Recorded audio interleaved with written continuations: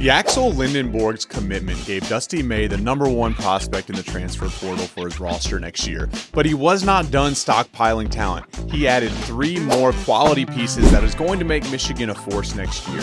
Today we're breaking down the game film and talking about the impact these guys are going to have for the Wolverines next year, so stay tuned. The backcourt, Lendeborg looking for a highlight. Oh, nice move. Yaxel Lendeborg is certainly the crown jewel of this transfer portal class, and a lot of that ties in to just he does everything so well. I want to start out by talking about his ability to shoot the ball because I think that's going to become important as we discuss the rest of these acquisitions, right? So he shot a very respectable number. He was up in the mid-30s as far as shooting threes off a catch-and-shoot basis. When he was unguarded, that was even higher. So he's somebody who's going to stretch the floor. Now, we'll talk about the other things he can do, but stretching the floor is going to be very important when you're bringing in other quality bigs, which we're going to take a look at here in a second. His stroke is very repeatable. He makes his defenders stay honest and not clog the lane for the other pieces of their offense. And that's a skill set that's going to be very important as you talk about playing through an incredibly tough conference like the Big Ten that has a variety of big men who like to patrol the paint, who like to alter shots, and who might not be as comfortable on the perimeter as he's going to ask them to be. So to my mind, that's very important by itself. But as you step back and look at how versatile his offensive game is, that's when you start to get very excited because he is someone who shoots north of 65% at the rim and just puts a ton of pressure on the defense. He's a menace in transition. He runs the floor very well. He finishes very athletically when he gets the opportunity. He's also really hard to keep off the offensive glass. And when you're going to have the pieces that Michigan does, that's going to put pressure on other teams' bigs to box them out and be respective of their game, that's going to allow him to feast even more on the offensive glass. So, off the dribble, he's also a threat. He's going to be able to keep guys on skates a little bit as they try to close out and try to deny him from shooting the ball. He's going to be able to really make them backpedal a little bit or second guess coming out as hard as they want to. Very athletic coming down the lane. He's a rim runner in that regard. He can try to get there, catch lobs, catch athletic finishes.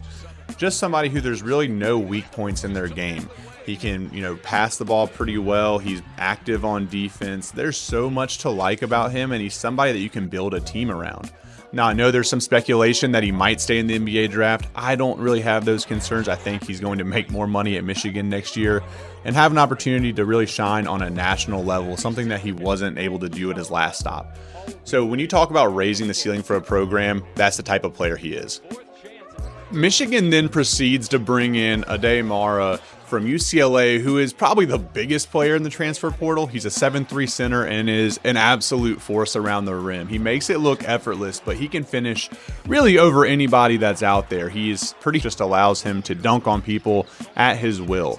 So you talk about a guy like Yaxel Lendeborg and why it's important that he's able to space the floor. It's because you're going to have bigs crashing the rim like Mara will, and they're going to need space to operate. So he's super effective around the rim. He's someone that's just going to get a ton of garbage buckets and easy looks. Simply to really start to look at the potential impact that Mara has on the defensive end of the court. And with that length and his ability to cover a ton of ground without having to move his feet all that much, he just provides his guards and other players on the court an assurance behind them that if their guy gets to the rim, they're going to have to go through a literal wall in order to score the ball. So what I love about watching these clips is that at the rim, he does a really good job of using his length to his advantage, but also on the perimeter, he's long enough to contest jump shots and block a lot of those because guys aren't used to going against 7'3" and they don't know what that looks like. So he is an anchor point defensively that changes how you play. But again, Michigan was not done adding really superior front court talent to their roster. So they brought in Morez Johnson out of Illinois, and this guy is another person who is a huge force at the rim. He makes life just incredibly difficult and stressful for big men who try and defend the paint. Really, where he's most active is off of pick and roll offense. So he can catch it in the short roll and make moves. He can slip all the way to the basket, catch lobs, and really has great hands. I mean, from the highlights I've watched, he catches everything that is thrown his way, and he is big, strong, and imposing. So as a 1-2 punch with a day, that is really, really terrifying for bigs because they're going to get no rest. You're going to have guys that can play together at points, that can play off of each other and complement each other's game. and you're putting the opponent in a position where they're going to have a really, really solid defensive big man in the game, or else they're going to get feasted on by guys who are really capable finishers. So I think the two fit together well. They fit together with Lendeborg very well, and it's something where they can complement each other without being too duplicitous. So I love the acquisition, love the pickup. Now, shifting their attention to the backcourt, they brought in a really good point guard in Elliot Cadeau. He's somebody who understands offense and how to move the ball. He racked up over 200 assists at Carolina last year and plays at a pace that I really like. He's a quick and shifty guard who can attack off of pick and roll, get paint touches, and find the open man on the perimeter. He's really good at finding bigs on a pick and roll, but he makes pretty good decisions for the most part most of the time. So by that I mean he's a very quick and intuitive passer. So when he catches the ball, his eyes are immediately up court, or he already knows where he saw an open man before he looked the pass in, and he just delivers it. Sometimes it's no frills, sometimes it's a excellent pass, but he's looking up court and looking to speed up your offense, which I think is going to be really important as you have bigs who look to run the floor, like two of the ones that we just talked about, and Wells Yaxel running to the wing or running to the rim. You're going to want someone that can get those guys the ball in opportune spots, and as a point guard and offense initiator, Elliot Cadeau is going to be able to do just that for the Wolverines. So he's a glue and a bit of an engine piece for this team, and is really going to help them out in that regard.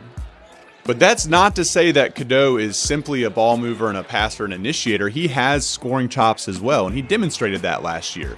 So when you look at the statistical breakdown and what this all means, he was somebody who at the rim was consistent, was able to get there and finish if he was able to get past the help defender on a pick and roll. He was also a pretty capable shooter on a somewhat low volume. So on 1 to 2 attempts per game on catch and shoot spot up looks, he was actually a 40% shooter. So when you factor that in and in putting him on a team that's going to have a better big man group, especially than he had last year at UNC, that gives you some excitement and some projectability to think, okay, there is a next level to his game. So I don't think he's just a ball mover. He is someone that provides a scoring touch and, could be a point guard that allows you to make a deep run in the tournament. So overall, great pickup. So what are my final thoughts on what all of this means for Michigan? Well, I think first and foremost, you've added to your roster the best possible player that you could. And for me, that's just a huge deal, especially when you talk about a team and a program like Michigan that's going to have aspirations to win really meaningful games next year. Yaxel Lendeborg is going to be somebody that is going to be the top option when other teams are going through their scouting report, and they're going to game plan around him, and they're going to make his life as difficult as they possibly can. And as Michigan, you're completely fine with that, especially with what you've added and pieces around him. I think that the two bigs that they were able to get on this roster complement each other so well. I've seen folks look at this and go, well, are they not really similar players, and how are you going to get the minutes out of them? And when you're talking about bigs who are as physical and imposing as they are, they're prone to foul trouble. They're prone to, getting tired and not being able to give it full go without getting gassed over extended periods of time. So it's a situation where they're going to be able to play off of each other. When one guy gets tired, you have another horse to put in the game and completely own things, right? Now, and then you tie all of that together when you bring in a Elliot Cadeau, who is someone who is going to be able to steady the ship, be that engine when you have to get into half-court offense and make things happen. And that's huge. That's a really big opportunity for him to come in and run the ship in a team that's expected to win really big, meaningful, serious games. So all in all, I think when you factor in what they already have in the cupboard at Michigan, and you've put in these other pieces that are really steady and really projectable pieces, then you're in really good shape. And that's the last thing I'll say about this, is when I spend so much time observing the transfer portal and understanding what teams are bringing in and trying to gauge how good of a fit it is. And I put a ton of stock personally into just understanding what can I know for sure I'm going to get out of these pieces. And on all of them, I think you have that answer pretty well in hand. Like, with both of those bigs you brought in, you're going to get guys who can finish around the rim. Like, that's not in question. with Lendeborg, you know that you're going to have a versatile piece who, even if his shooting falls off a bit, he provides so much else offensively and defensively. You just know what you're going to get from him. And then with Cadeau, you have a solid ball handler who initiates offense extremely well. So for all of those reasons, it's just a projectable class. And it's something where you just know what your floor is going to be, and you can question what your, how high your ceiling actually goes, because it should be, pretty much unlimited. Like, this is a team who is built to compete next year, win next year, and do big things. But that's my thoughts on the Michigan transfer portal class so far. Let me know what you think. Comment, let me know, ask any questions. Tell me where you think I'm wrong. I'm more than happy to have in that discussion. But as always, if you could like and subscribe to the video, that helps me out immensely. I appreciate all of you guys being here, and I'll see you on the next one.